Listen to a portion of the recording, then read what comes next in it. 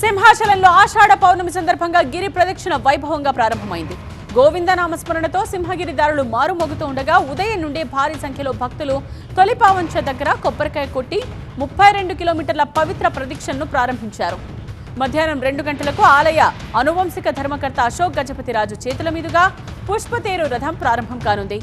తొలిపావంచ Adavivaram, మూడసర్లోవా, హనుమంతవాకు, Vishalakshi Nagar, MVP colony, వెంకోచిపాలెం, Seethammadhara, Madhavadhara, పాత గోశాల మీదుగా ఈ ప్రదక్షిణ సాగనుంది.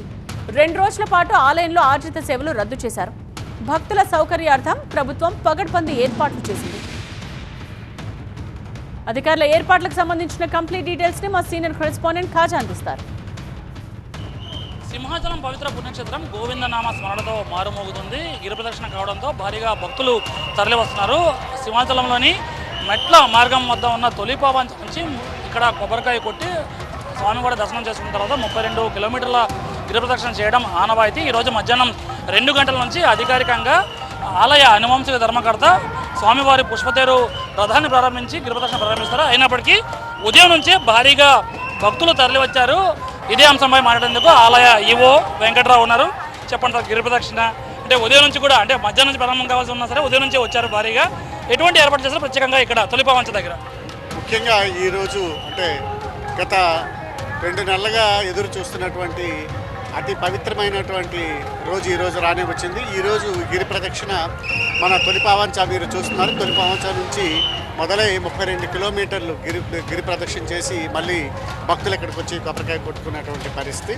ఈ విధంగా భక్తులు వచ్చి ఇక్కడ కొబ్బరికాయలు కొట్టి వాళ్ళు వెళ్ళటానికి గాను ఏర్పాట్లు అనేవి చేయడం జరిగింది. సుమారుగా 150 గడ్డర్స్ని పెట్టి 60 లైన్లలో భక్తులు వస్తున్నారు. ఇప్పటి నుంచి అలా పెరిగి మధ్యాహ్నం అయ్యేటప్పటికి మరింత జనసందోహం పెరిగేటటువంటి అవకాశం ఉంది. సుమారుగా 7 లక్షల మంది వరకు వస్తారని చెప్పి ఊహిస్తున్నాం. కాబట్టి దానికి తగ్గట్టుగా జిల్లా యంత్రాంగం ఏర్పాట్లు చేయడం జరిగింది. సుమారుగా 4,000 మంది పోలీస్ సిబ్బంది, 3,000 మంది పారిశుద్ధ్య సిబ్బంది, 2,000 మంది వాలంటీర్లు, మరొక 2,000 మంది అధికారిక సిబ్బంది కూడా ఈ పనిలో నిమగ్నమైనారు. వారందరూ కూడా సేవలు అందిస్తున్నారు. 2 కిలోమీటర్ల మేర కాలినడకన గిరి ప్రదక్షిణ చేస్తారు. మళ్ళీ పైకి స్వామివారిని దర్శించుకోవడానికి వెళ్తారు. కింద నుంచి పైకి వెళ్ళడానికి కొండపైకి ఎటువంటి ఏర్పాటు చేస్తారు? కింద నుంచి కొండ మీదకి వెళ్ళడానికి ఈరోజు రాత్రి నుంచి వాళ్ళు మొదలవుతారు, బయలుదేరుతారు. దర్శనం చేసుకుని తెల్లవారుజాము 3 గంటలకల్లా భక్తులందరూ కూడా స్వామివారిని దర్శనం చేయడానికి వెళ్తారు. కాబట్టి దానికి తగ్గట్టుగా ఆర్టీసీ బస్సులు సుమారు 50 ఆర్టీసీ బస్సులు వేయడం జరిగింది. 50 ఆర్టీసీ బస్సుల్లో భక్తులందరూ కూడా మీదకి వెళ్ళి తెల్లవారుజామున 3 నుంచే గుడి ప్రదక్షిణ మొదలవుతుంది. 4 గంటల నుంచి దర్శనాలు మొదలవుతాయి. మధ్యాహ్నం 1 గంట 2 వరకు సుమారుగా 80,000 నుంచి 1,00,000 మంది దర్శనం చేసుకుంటారనేటువంటి అంచనా. ఈరోజు గిరి ప్రదక్షిణ పూర్తయ్యాక రేపు ఆలయ ప్రదర్శన కూడా ఉంటుంది. అది తగ్గట్టుగానే పూర్తి ఏర్పాట్లు చేస్తామని అంటున్నారు ఈవో వెంకటరావు. కెమెరా పర్సన్ భాస్కర్తో టీవీ 9 సింహాచలం తొలిపావంచ నుంచి.